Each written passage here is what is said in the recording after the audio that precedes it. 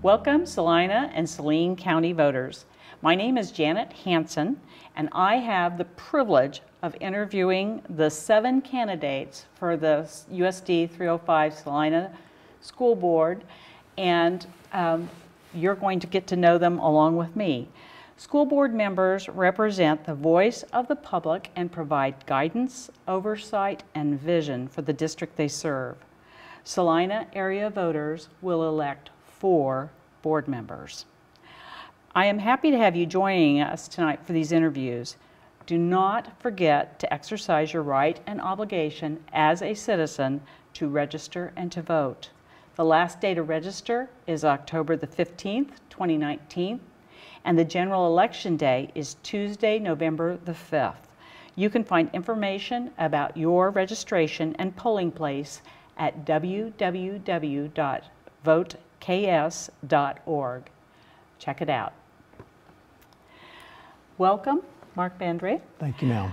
We're going to get right to the questions because I really believe that that is the best way for the citizens to get to know you. Sure.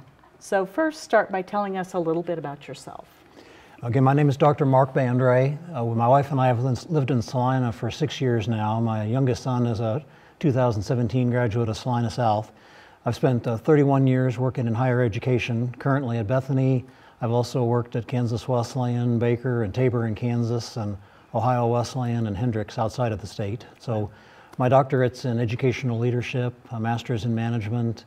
I've coached 30 some odd youth sports teams over the years with the boys, and I just enjoy being a part of the community.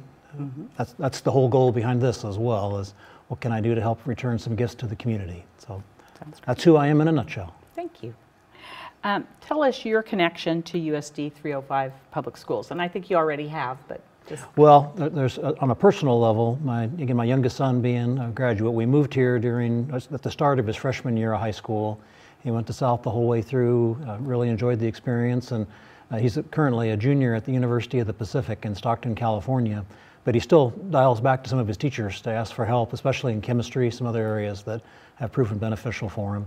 My wife, Dr. Trish BANDRE, is Director of Reading Instruction for USD 305, so have a great connection there. She works with faculty integrating reading into the curriculum throughout the district, so that is an important piece, obviously. And then for myself, I'm Registrar and Director of Financial Aid at Bethany College, and obviously there's a number of Salina USD 305 graduates, as well as Sacred Heart for that matter, that choose to come to Bethany.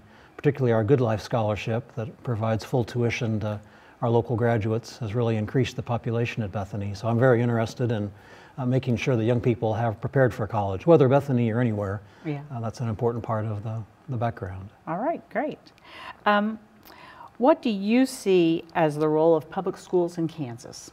Public schools in Kansas are here to help educate our people for where do they fit into society. And I work in colleges, but I don't begin to say everybody needs to go to college. We need to prepare our students for whatever vocation it is they want to do. I'm really excited about the connections USD 305 has and has been growing with Salina Tech. I think we do a really nice job preparing people for military if they choose to go that direction. Wherever they choose to fit in, I want to make sure that our graduates are able to be confident contributors to society. And whatever that means. I don't necessarily care what it is, I just want them to be able to contribute and use their skills. So if the public school system, certainly those of us in Salina, but throughout the state, if they can use those tools to contribute to benefit, then we're going to be a better society all the way around. Early in my career, I spent 7 years traveling. I've been to pretty much every high school in Kansas over the years recruiting. I've spent early part of my career as an admissions official. So I know a lot of people around the state. I'm quite familiar with all the community colleges these days, trying to develop partnerships and articulation agreements. So they're all an important part of who we do to help make our citizens prepared for their future. Yeah, you're right. In your view, what is the role of a school board member? In my view, and the reason I would enjoy being part of the school board if the electorate feels that's appropriate, is to just help provide good leadership and good thoughts. I mentioned at the outset that I have a master's in management and a doctorate in educational leadership. All that means is I know how to organize things. I've had some persistence, obviously, but I know how to help people get the best out of their skills, their attributes, whatever that it might be. And that's what I think a school board needs to do. I feel like school board should really be behind the scenes. I don't think we should make the newspaper a whole lot. I think it should be making sure that the superintendent and with Ms. Exline, with her staff, is able to do everything we can to get the best out of the dollars that are available, to make good, sound budget fiduciary decisions. I think Lisa Peters does a great job with that, but what can the school board do to help contribute to all those processes? And just be there to help support the administration, to hear the voices of the community, and educate our citizenry as best we possibly can. I should also throw in, especially with the job my wife does, to do everything we can to help support the voice of teachers. The teachers are, none of this works without the teachers. Sometimes the public tends to focus on the leadership and the administrative decisions that go on, but we definitely have to support our teachers. We do everything we can to make sure their voice is heard in the process. Okay. What unique capacities do you bring to this role? And you've already talked about that a little bit, but anything else you want to add to that? Yeah, as far as unique capacities for me personally, it just really is my background. I mean, the degrees I've earned myself, 31 years working in colleges. I've never worked for a public school system, but I've been in and out of schools, as I mentioned, in Kansas, but as well as all the contiguous states. The years I worked in Ohio and Arkansas, I've been in and out of schools, those places. I just know quite a bit about the way education works, and certainly what colleges, community colleges, technical schools are looking for. What attributes do they want their students to have? All the places I've worked at, of course, have welcomed military recruiters as well. What things can we do to make sure people are prepared for that training, that vocation, if they want to go that direction? So just a unique background. Yeah, it sounds like you've put your time in with working with kids too. Yes, ma'am. In that non-school setting. The coaching athletics, like I mentioned earlier, my wife and I always felt if we wanted to make sure that our sons were in a good environment for coaching, why not do it myself? And yeah.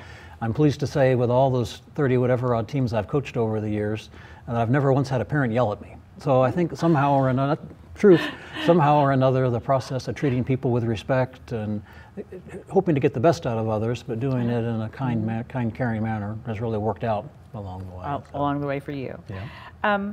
What is your level of satisfaction with funding for Kansas Public Schools? Level of satisfaction on funding. I think everybody, regardless of where they work or involved, wishes to have more money, no doubt about that. And certainly there's been a lot of discussion in Kansas in the last, not just recently, but over decades, of what's the best way to finance the product that we deliver out there.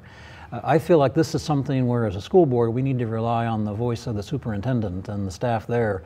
These people are going to know a lot more about the official rules and laws of the state, but are there places where it's appropriate for us to interact with folks in Topeka, boards of regents, those sorts of things. I wish there was more money, no doubt about it, but Kansas is in better shape than many other states as well. So how do we, I think at the school board level, how do we make sure, supporting Ms. Exline, Mrs. Peters, how do we make sure that we're making the best use of the dollars that are available, but yet make sure Salina, as one of the larger school systems in the state, make sure our voice is heard as a leader out to others that are able to make decisions in Topeka and so forth. Okay.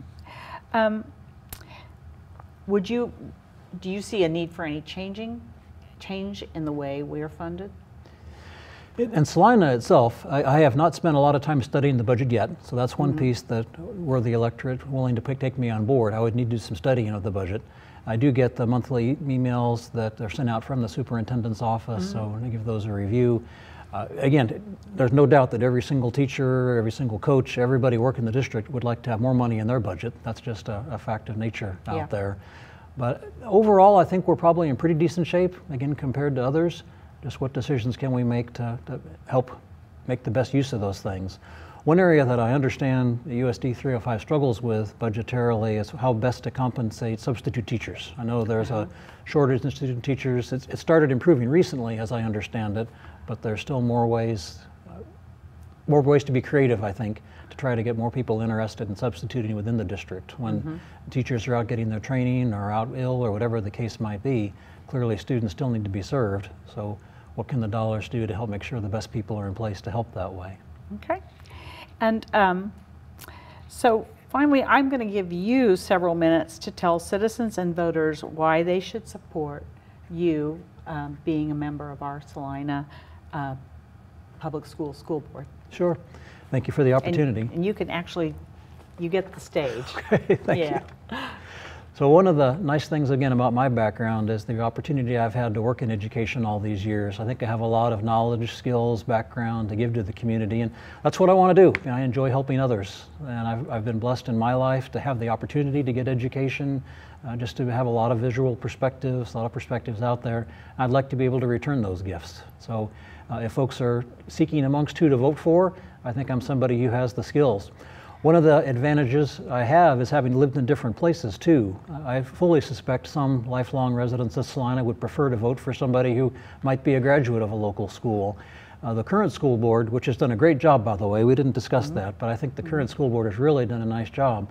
Many of them were career employees of the district or grew up in Salina. That's a valuable perspective, but I think some diversity of folks from outside help bring some additional perspective. So again, I have a son that went through high school here in town, but he benefited from going to junior high and elementary school and other places. There's value to that as we look at the best way to form a team to serve the community. So I hope folks, as you go to the polls, and I really appreciate, by the way, your reminder that people really need to vote. You know, that's the only way these things work, if people exercise their opinion.